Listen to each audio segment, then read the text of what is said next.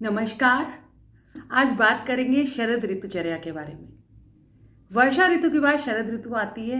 बहुत ही मनमोहक है ये ऋतु, लेकिन अपने साथ बहुत सारी बीमारियों को भी अपने साथ लेकर आती है। तो अगर हम अपना ध्यान नहीं रखते हैं तो हमें बहुत सारी बीमारियां हो सकती हैं। आयुर्वेद में इसको रोगों की माता भी कहा गया है। आप देखते होंगे कि पूरे साल भर कई लोग बिल्कुल स्वस्थ रहते हैं और जैसे ही सितंबर अक्टूबर का महीना आता है उनको बहुत सारी प्रॉब्लम्स होनी शुरू हो जाती है। अश्विन कार्तिक का ये महीना होता है। 15 सितंबर से 15 नवंबर का जो समय है वो शरद ऋतु का होता है। वर्षा ऋतु में आयुर्वेद के अकॉर्डिंग जो पित्त संचित होता है वो शरद ऋतु में सूरज की तेज रोशनी और किरणों के ताप की वजह से प्रकुपित हो जाता है, और इस प्रकुपित पित्त की वजह से हमारे अंदर की रक्त धातु भी दूषित हो जाती है, जिस कारण से हमें रैशेस, एसिडिटी, मुंह में छाले, स्किन प्रॉब्लम्स, बुखार, वायरल इन्फेक्शंस, पेशाब में जलन, दाहा, जॉन्डिस जैसे लक्षण मिल सकते हैं। तो अगर हम अपने खान पान का ध्यान रखेंगे तो हमें किसी प्रकार की कोई प्रॉब्लम नहीं होगी।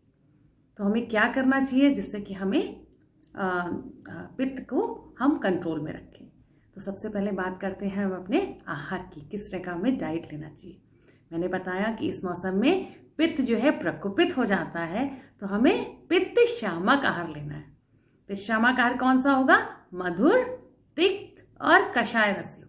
मधुर मतलब मीठा, तिक्त मतलब कड़वा और कषायले पदार्थों का सेवन ज़्यादा करना चाहिए। इसके साथ ही शीत गुणयुक्त और लघु जो ठंडी तासीर के हों और सुपाच्य हों, ऐसे आहार का सेवन ज़्यादा करें। हमको क्या चीज़ नहीं खानी है? हमको बहुत ज़्यादा सॉल्ट नहीं लेना है, बहुत एसिडिक चीज़ें, खट्टी चीज़ें नहीं खानी है, और बहुत ही तीखे मिर्च मसालों का सेवन नहीं करना है। तीखी जो चीज़ें हैं उनका सेवन से बचिए। तो तिक्त पदार्थों का अधिक सेवन करिए। तो अगर हम कड़वे चीज़ों की बात करते हैं तो सब्जियों में सबसे पहला आता है हमारे दिमाग में करेला।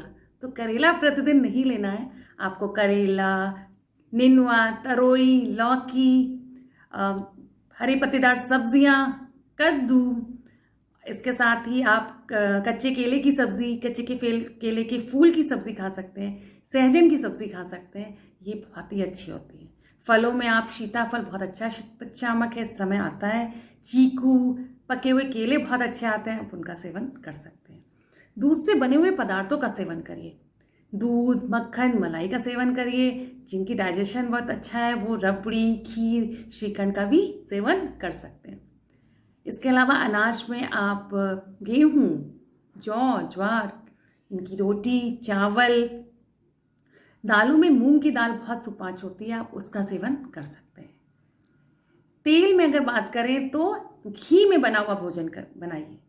अभी इस मौसम में श्राद्ध और नवरात्र के व्रत चलते हैं और आप देखते होंगे कि इस समय घी में ज़्यादा भोजन बनता है। तो घी में ही पका के आप सब्जियों को बनाइए, तिक्त पदार्थों को घी में पका कर खाइए। अगर आप घी नहीं खाना चाहते हो तो नारियल के तेल का इस्तेमाल करें, जो सरसों का तेल, मूंगफली का तेल का इस्तेमाल ना करें। अब बात करते हैं मसालों की। तो लौंग, इलायची, सौंफ, जीरा और धनिया का प्रयोग ज़्यादा करें भोजन बनाने में।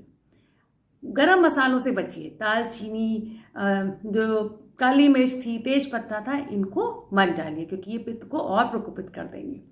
इसके अलावा एक दाह शामक में आप बहुत अच्छा है नारियल का पानी। बहुत लोग को पेशाब में जलन या दाह रहती है तो नारियल पानी बहुत अच्छा है। अगर नारियल पानी नहीं मिल रहा है तो आप जो साबुत धनिया होता है, आप 1 चम्मच धनिया को आधे ग्लास पानी में भिगो दीजिए और सुबह मसल कर खा लीजिए। ये भी बहुत अच्छा दाह शामक है। आप मुनक्का को 1 चम्मच मुनक्का को 1 कप पानी में भिगो दीजिए और इसको सुबह सुबह पीजिए। ये भी आपके शरीर के लिए बहुत अच्छा है। इस समय आंवला खूब आ रहा होता है, आप देखते हैं सीजन में खूब आंवला आ रहा होता है, तो ये आपकी इम्यूनिटी के लिए भी बहुत अच्छा है और आपके डाइजेशन के लिए भी बहुत अच्छा है। तो आंवले का सेवन करिए। आंवले को आप शर्करा में मिलाकर खा सकते हैं, आंवले का जूस पी सकते हैं, आंवले की चटनी बना के खा सकते हैं।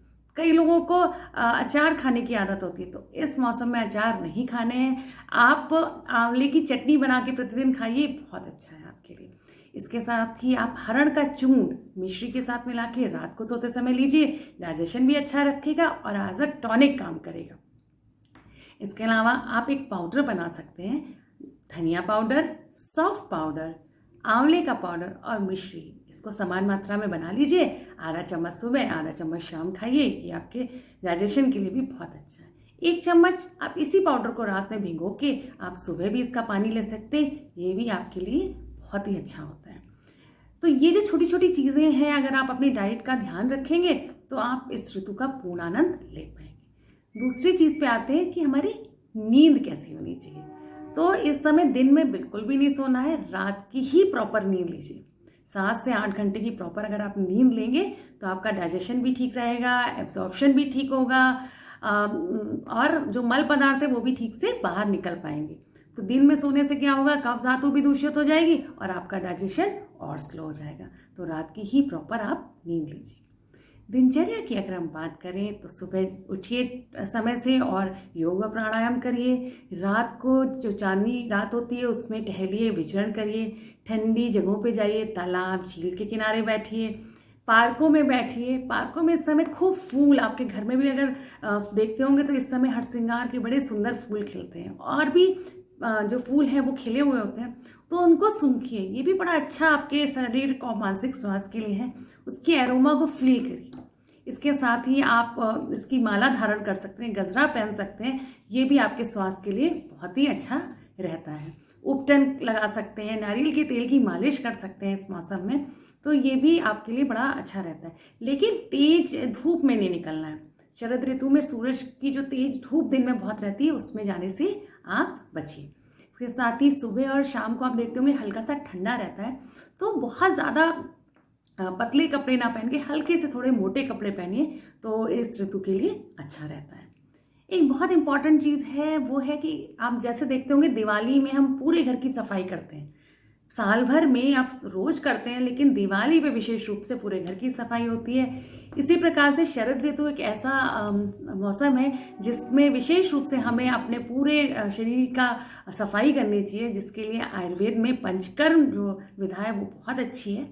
तो आप स्वस्थ हैं तब भी, और अगर किसी रोग से ग्रस्त हैं तब भी नज़दीक के पंचकर्म सेंटर में जाके आप वहाँ पे पंचकर्म कराइए। विशेष रूप से विरेचन और रक्त मोक्षण शरद ऋतु में बहुत अच्छा होता है। तो आयुर्वेद फिजिशियन से संपर्क करके आप पंचकर्म कराइए, तो आप पूरे साल भर आपको बहुत अच्छा रहेगा। ये आपकी स्किन प्रॉब्लम्स के लिए, डाइजेशन के लिए, इवन शारीरिक और मानसिक सभी प्रकार की प्रॉब्लम्स के लिए पंचकर्म बहुत अच्छा होता है। तो उसको किसी अच्छे आयुर्वेदिक फिजिशियन से जाकर आप इसको कराइए।